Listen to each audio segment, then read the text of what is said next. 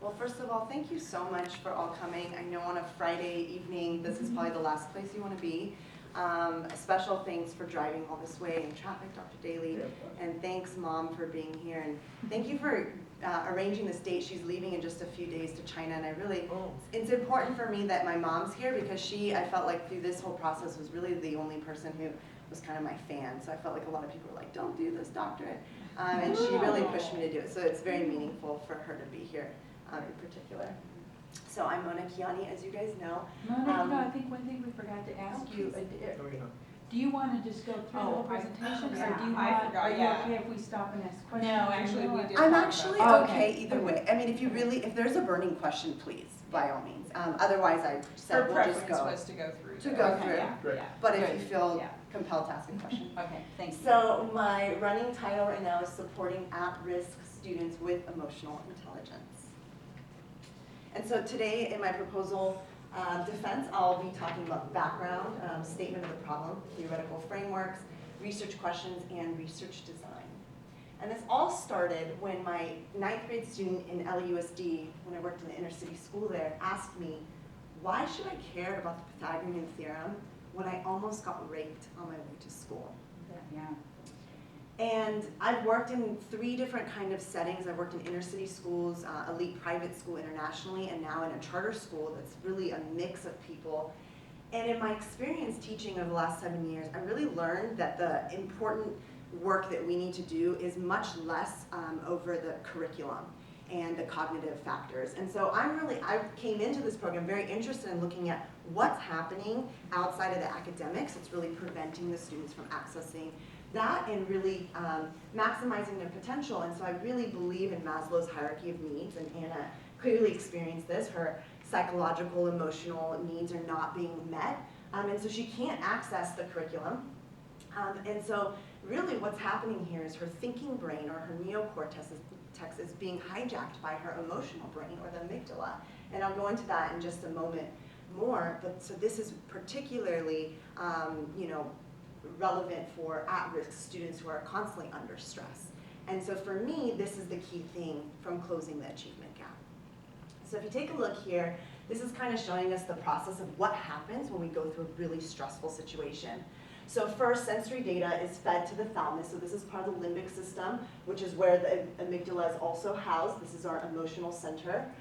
Then from there, the data is sent to our amygdala. And it's also sent to the cortex. So the cortex is the logical, rational thinking. The amygdala is that emotional side. And from there, the amygdala does a quick threat assessment and is like, you're under threat. And so from there, instead, it actually blocks the slow thinking that the cortex is able to do to rationalize, okay, you're under this situation, this is what you should logically do. And instead, it throws in an unthinking response, a reaction. And this, as we've evolved, this makes sense because we need to fight or flight to keep ourselves safe. And so that's why the science of our brain works this way. But in the situation where, it's hard for us to turn that off. And that's where emotional intelligence can really be powerful in kind of intercepting this process as opposed to our natural reaction. And through our sensory intake parts, our eyes and our ears, the architecture of the brain gives prevalence. It cuts that thinking off, and it gives prevalence to that natural reaction. And just a little bit more of what stress can actually do to the brain. So it's so toxic for us to be under a lot of stress. This is a healthy brain that doesn't go through much. And this, on the other hand, is a very stressed out brain. And so it actually starts taking apart our cells and deteriorating many of our organs. And so this is really prevalent for at-risk students because when they're students with adverse childhood experiences, ACE, and there's a statistic, one of the studies showed that a student who is experiencing 4 or more adverse childhood experiences, so this could be racism, it could be sexism, it could be discrimination for sexual orientation, it could be parents are incarcerated or living in poverty or abuse or violence, they are 12.2 times more likely to commit suicide. And so that kind of overwhelming effect of what's happening in our thinking response is really affecting their ability to sit in a classroom and engage even if the work that the teacher is doing is, objectively speaking, very engaging. And so this is that's the background of why I think our main problem is that our educational leaders need to address these non-cognitive forces at school. So teachers can start by increasing their awareness of the emotional well-being of their students and the effect that they have on them. And so a lot of times when we receive a really stressed out student, or a student like Anna who's like, maybe on the verge of crying or whatever, sometimes teachers are not picking up on these signals, and instead they're exacerbating their already stressed out state, as opposed to learning how to help someone calm down, but then also needing to be emotionally intelligent to perceive that. And so part of the problem is that we need to help lower that emotional burden for especially at-risk students. And through my research, I found that actually very few studies have explored, there are quite a few out there on emotional intelligence in general, but very few target at-risk students. And very, very few studies actually look at what students think are ways that teachers can get involved in helping them. So really highlighting that student voice. So the purpose of my study then is to explore the effect emotions have on the schooling experience for students who are academically at risk, and to illuminate their ideas to improve the emotional connection between them and their teachers. Through my study, I'm hoping to advocate for emotional intelligence trainings and cultural intelligence trainings, which I'll talk about in a second how that ties in, for teachers to help them better connect to the students, for students to become more resilient and then academically successful, and really for there to be less emotional misunderstandings. A recent study was done looking at kind of some of the next generation skills that are most needed in the workplace. And we've, as you guys know, have transitioned from needing to memorize things or having that information to interpersonal skills. And so this is becoming not just something that's going to help them at school, but really necessary for life. And so when we talk about the achievement gap, I'm not just talking about high school, I'm not talking about K-12. I'm really interested in this topic because this is going to help prepare them for the workplace, their future relationships, and so on. So it really goes so far beyond just the educational setting. So my theoretical frameworks, I'm going to talk about each of these components, and then I'll share this image with you again and show you how they all tie together. But basically, emotional intelligence is the core, and then bringing in a lens of cultural intelligence, and then really looking at all of this as schooling as an emotional experience. So I'll start with that one. So Hargreaves says that school is an emotional experience for teachers and students. And the theory of emotional contagion is basically the fact that our emotions are contagious. And it's all done through mimicry. And so when you're in an elevator with a giggling baby, it's really hard not to giggle. We catch yawning from each other. They say that if you sit 3 people together, the person with the strongest emotion within 2 to 3 minutes actually passes their emotion on to the other person, even if you're sitting in silence. Have you guys already done that? Yeah, we all feel like an internet right now. Oh, an internet, awesome. It's an awesome feeling. So that's the ripple effect in action. And in fact, 2 people sitting across from each other for 15 minutes, the physiology of their body actually syncs. So their heart rate, many other things sync. And so I find this really interesting because teachers, a lot of times, if you look at social network theory, they are the center of that social network in the classroom. And so they are rippling out their emotions. A teacher with a bad attitude one day is going to spread that to their kids. But the reverse is true, and I've had this happen to me where a kid comes in and they have a pissy attitude, and suddenly, and I'm trying to keep my mood up, and I'm like, wow, my day just got ruined. And students can do this to each other, and teachers can definitely do this to each other. And so the power, we talk about catching viruses and bacteria, but emotion is actually something very, very powerful that we catch and give off to each other. So how important is it to be deliberate about what kinds of emotions are they spreading? So we can really use this as educational leaders to our benefit. The next framework, and the main framework, is emotional intelligence. So emotional intelligence is your ability to perceive, understand, manage, and use your own emotion, and also to do that in someone else.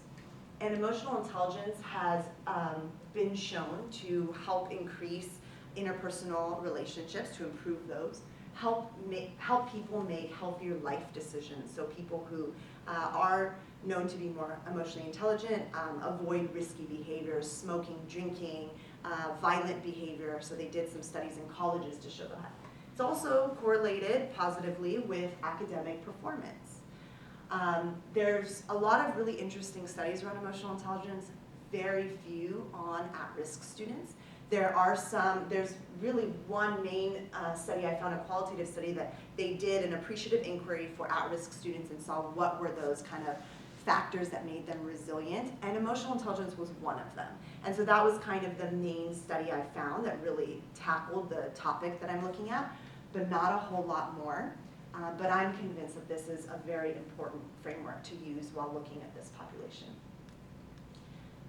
But I'm bringing in cultural intelligence, and this is kind of my unique twist to it. And I agree with Hargreaves when he says that EI is too rigid. And the reason why I say it's rigid is because our understanding of emotion is based on how we were raised, so our upbringing, our environments, and our experiences. And so this might change from culture to culture, genders. This is certainly can be very different. What is an appropriate expression of emotion? But then also from family to family. And so I became particularly interested in this when I had a student, I think I wrote about him in my proposal. I had a student who wanted to come and tell me all about his, terrible experiences at home, and I was like, I'm not even your teacher, why don't you go talk to her? And he's like, well, she's white. It's like, just because I have more melanin in my skin, melanin, yeah, I almost said melatonin. Just because I have more melanin in my skin, somehow I have the credibility, or I have, that I'm a more legit person to talk to. And so that was very interesting to me. And so cultural intelligence is the ability to understand, adapt to, and navigate various cultures effectively, and to be sensitive and respectful to the different norms, values, and practices. And clearly this student did not think his Caucasian math teacher was able to do. Whether or not she was, that was his perception. And so I'm really interested in looking at that a little bit more deeply. And this is a statistic that is also really driving this. So 17% of our nation's public school workforce are teachers of color, but 40% of our students are students of color, and these numbers are growing. So these ones are growing, these ones are kind of staying stagnant. And so what does that mean? And could there be emotional misunderstandings and frustrations that are stemming from this dynamic? And so taking a look back at this diagram, so if school is an emotional experience, the whole experience of going to school, and each have their emotional intelligence, and they are contagious towards each other, how can I look at that with a cultural intelligence lens? So my research questions are as follows.